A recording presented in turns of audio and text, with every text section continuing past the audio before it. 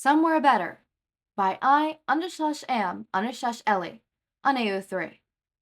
Episode 39, Chapter 2, Doesn't Want You to Know.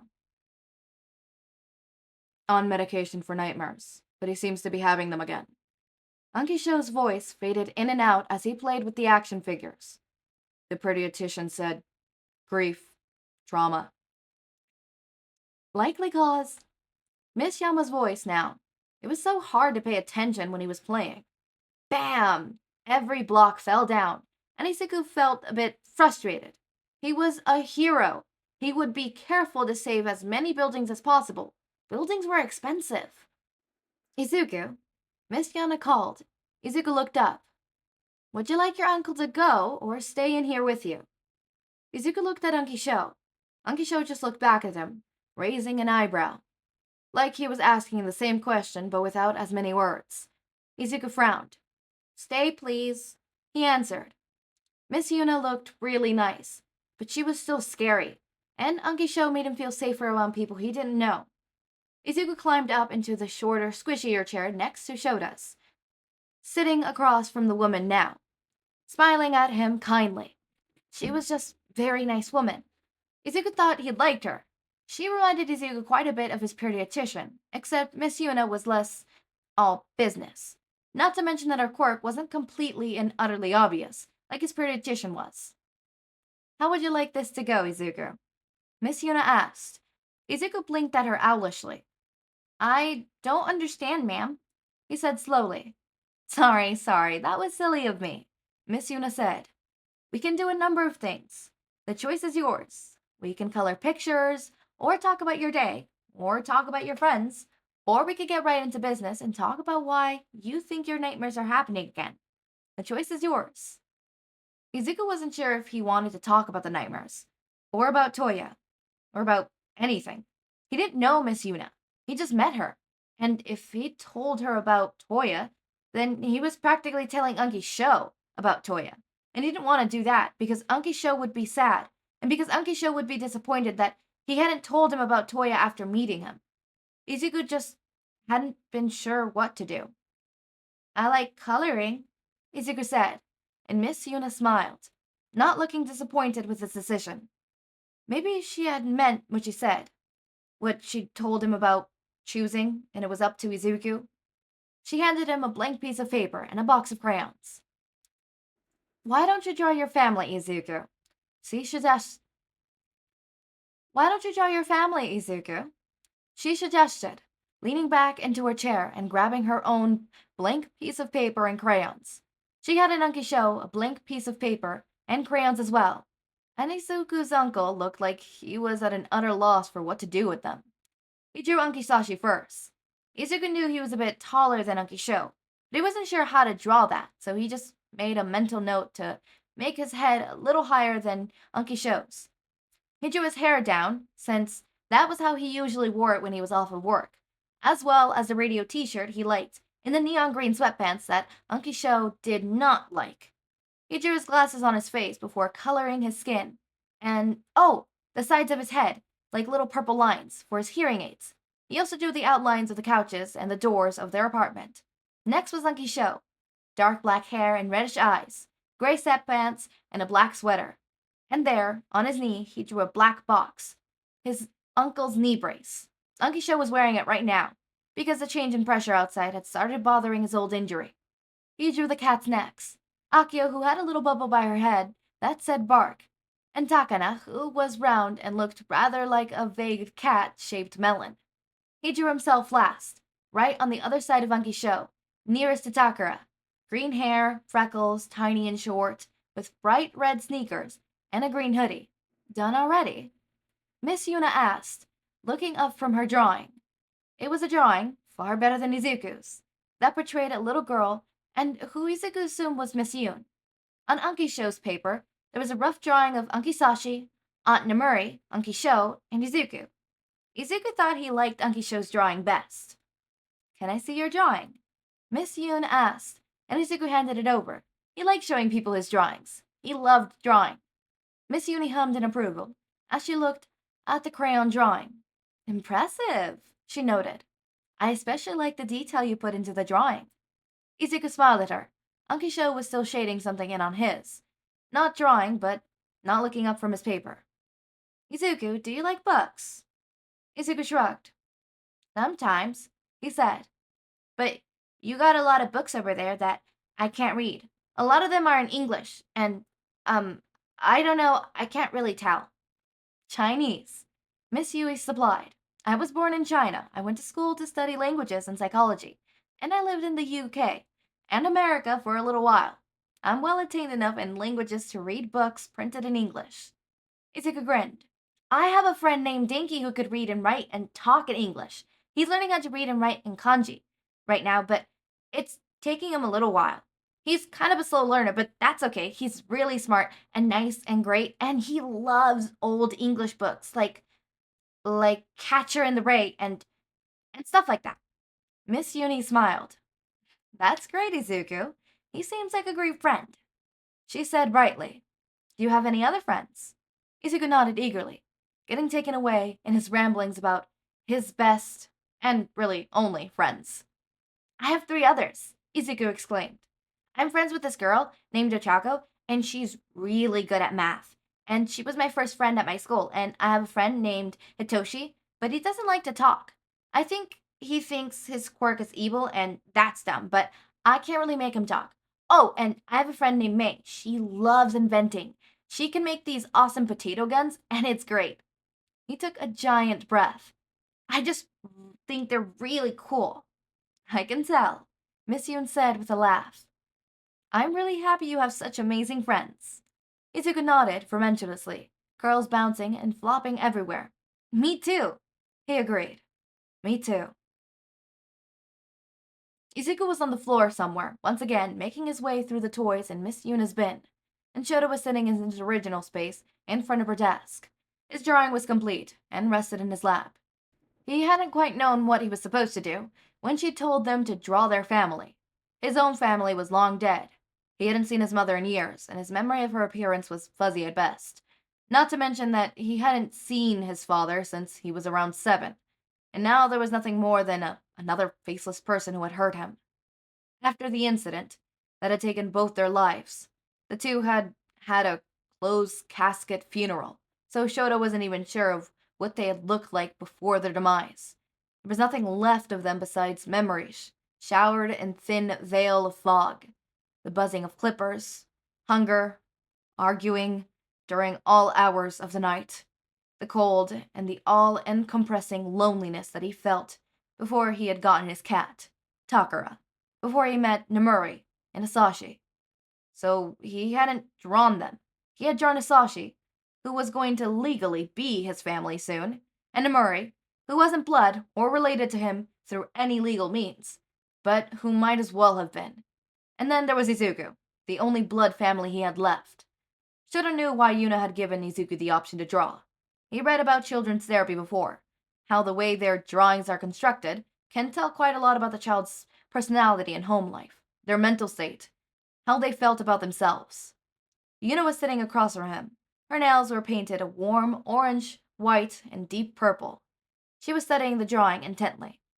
Well, she said, there's certainly a lot to talk about here. Shouta thought his throat had gone a bit dry. I see, he stated. The drawing is detailed and impressive, especially for someone his age. I am honestly impressed. It also shows a great detail of intelligence, both emotional and otherwise. That's good, Shouta said slowly. That was good, right? But then there's this. You and the blonde man are very close together, but Izuku's further off to the right and closer to the door. Usually, if a drawing of a child is unnaturally small compared to the other figures or far off, it is indicative of the chaos or unstable home life. But Izuku seems well adjusted, if a bit off, which leads me to my next theory. Shouta stapled his fingers together, trying to wait patiently. I told Izuku to draw his family, and he drew you and the blonde, and the cats, of course. But he did not draw his mother or father, so it means he acknowledges that you are his family for the foreseeable future. That is a good thing, and it would usually dispute my chaotic family theory, which means Your nephew does feel like a bit of an outsider. She pointed at the drawing of Izuku. See how he's off to the side, closer to the door? In a sort of house-looking area? It could be indicative that he feels like an outsider in your home. Okay, Shouta said. Is there anything else? At the beginning of the meeting, he didn't exactly jump at the chance to talk about himself, or what was wrong. I just assumed he was nervous, or maybe he was untrusting. But when I asked about his friends, he was all too happy to share with me. What does that mean? Shouta asked. It means he's hiding something. Yua said simply. And he doesn't want you to know what it is. How can you know all of this? From drawings and a conversation and... Because I'm good at my job, Yua exclaimed. And because children are easy to read. And drawings and little ticks in the way they talk make that all the more easy. I'm trained to read people and get to the source of people's problems, Shouta. She leaned forward slightly. Just like how I know about Izuku's problems through his drawings, I can do the same for yours. Shota's eyes narrowed. I don't have problems, he said gruffly. I told you to draw your family, Yua said. Most people draw a family member. You drew the blonde from Izuku's drawing, as well as another woman, and Izuku. None of these people appear old in your drawing, so it can't be your parents. Want to know what I can tell from that? The woman was irritatingly good at her job, scarily good at her job, and that was for certain, but irritating nonetheless. I'd rather not, Shouta said. He glanced at the wall clock. Our session is coming to a close. He stood up, calling a child over to him. Izuku ran over to his side. I'll be seeing you next week, then, Yui said cheerfully. Shouta raised an eyebrow. How did she know I was going to come back? Everyone does, Mr. Yamada. Yamada said simply, like she had been reading his mind. Shouta and Izuku left the office. Shouta feeling significantly more disturbed and exhausted than he had been when he walked in. Alright, so that's the therapy area. Okay, so, first of all, I want to talk a little bit. So, in the notes, it says, well, I hope you liked it. Whoever guesses Miss Yuna's quirk gets a cookie, so... Who's guessing Miss Yuna's quirk? Miss, Yuna, not Yua. Yuna's quirk. Who has it? Chapter 3 is I Did It For Me.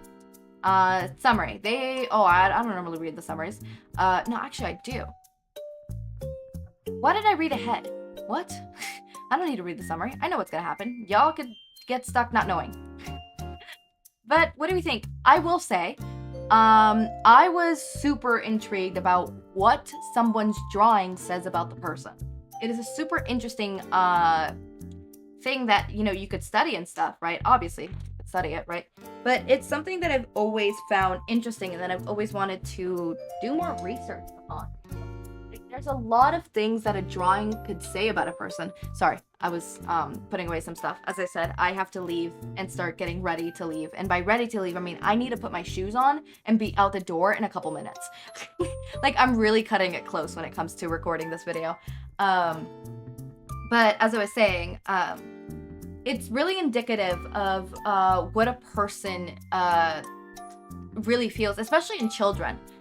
Because children have a hard time expressing their emotions and what they truly feel, and the cause of that. Because guess what?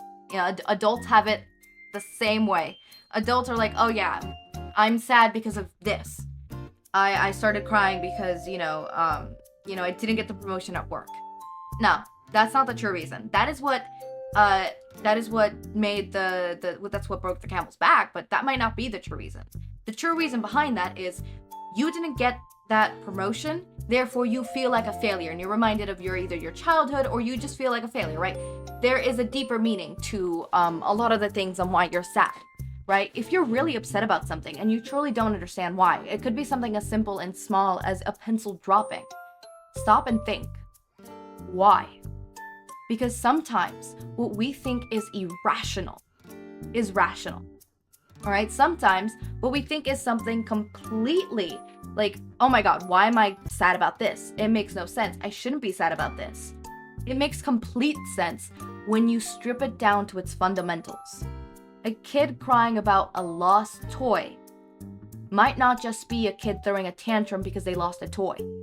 It could be that the sensation of losing that toy is reminding them of the sensation of losing a loved one. Grief, right there. The true reason why that child is crying is grief. Or, if it's not grief, it could just very much be this child has an attachment issue, right? Meaning they get heavily attached to things, right? They hold on tight, and the second something goes, it is like the world is ending to them because they put all of their efforts into, obviously, a person or a thing, right? I remember I was sobbing over a pencil, and I was like, why am I sobbing over the fact that I lost the pencil? I was attached to that pencil because of the person who gave it to me. I was attached to the pencil because it was a gift from someone that I am attached to. Therefore, in coherence, I'm going to be attached to that pencil, right? It's the reason why I'm attached to certain hoodies or certain, or certain cups or certain necklaces. I have a necklace that I wear all the time, 24/7. It's a rope necklace with a tooth, right? I have panic attacks when I don't feel it around my neck.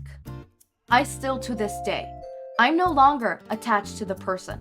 The person left me, right? I'm no longer friends with that person. That person and I no longer talk, right? I like to say that we drifted apart, but that's not really what happened, right? But what's it called? I'm still attached to that necklace. As irrational as it feels to me on a basic level, right? If we think of it in a basic level, you should not be attached to that. It's a necklace. And so what, the person who gave it to you, you were once really heavily attached to, that person's no longer in your life. That it's been like that, and it's almost going to be like a good half year that that person's not in your life. Why are you so upset over a necklace? And then if we strip it down to its basics, I'm upset because losing the necklace is losing the last thing of that person. See how something so irrational, if we stripped it down to just the first thing. Why are you crying over a necklace? That's ridiculous. Then, oh, this is a necklace that a person gave to me. Well, that's still ridiculous. That person is no longer in your life. You should move on. Some people might, accept it at that. Oh, okay, that makes sense. Some people don't. Some people really, truly think like, hey, it's not like you're losing the person. You already lost the person. Why are you crying over a necklace, right?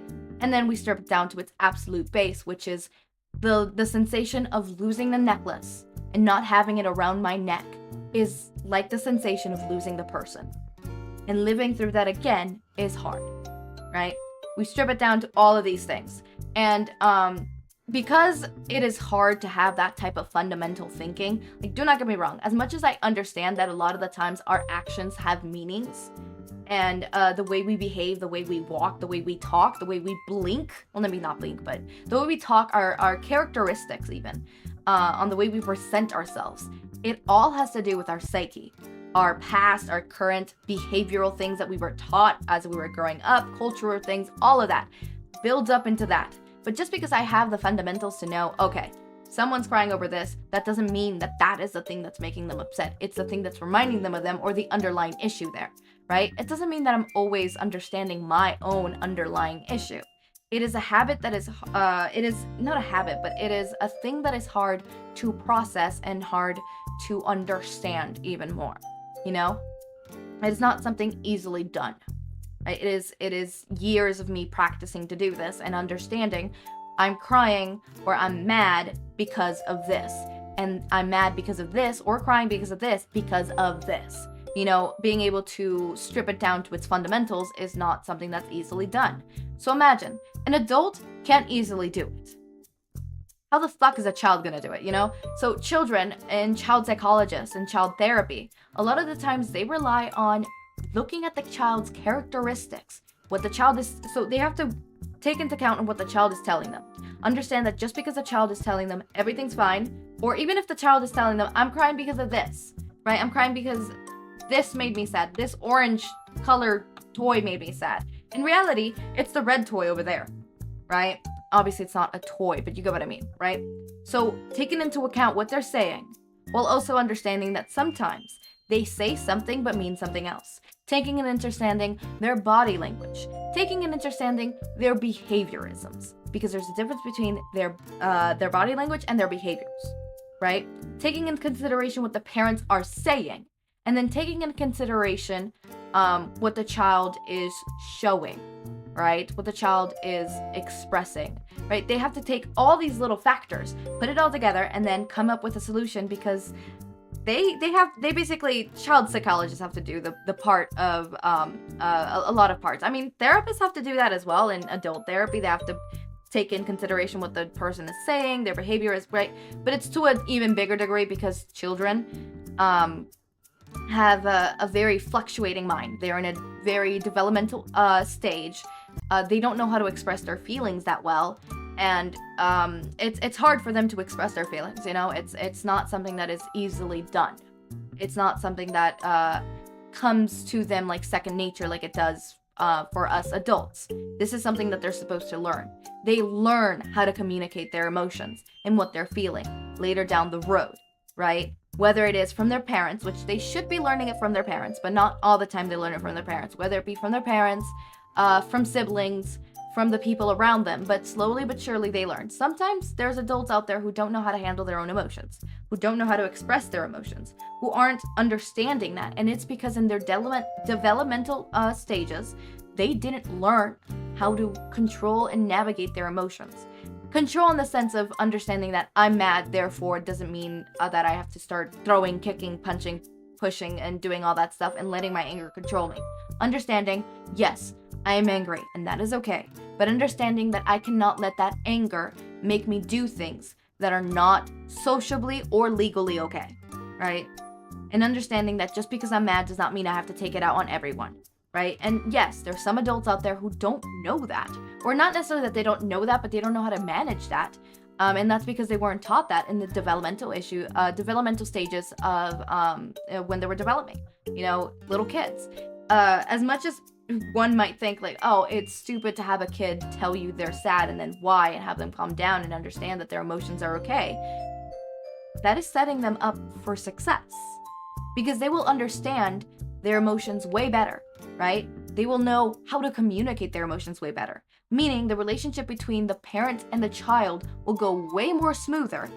And the relationship between the child and any other individual will also go smoother, because the child is learning how to communicate their feelings, how to express their emotions, and therefore they're going to have a more successful life. Not in the sense of successful as in like, oh, they're going to be more rich or whatever, no, but successful in the sense that they're going to have a lot more happy life and a lot more fulfilling friendships, relationships, and familiarships. Right? It's just the way things are. Alright, the psychology corner has gone long enough. It's about to be longer than the video itself. It literally, in a minute, it's gonna be longer than the initial 2 minutes, I think, than the actual story part of the thing. So I'm not gonna go into that, and I'm just gonna go ahead and finish this. As you could tell, I've extended my stay. They're already leaving. They're leaving. Once I finish this, I'm gonna have to really quickly upload it, and then I'm shoving my shoes in, and then I'm running out the door. I'm bolting. So as always, my raindrops, make sure to eat, sleep, drink water, take your meds. Have a wonderful day or night. Link to my Discord server and socials are down in the description. Subscribe to see more of my content, and thank you so much for watching.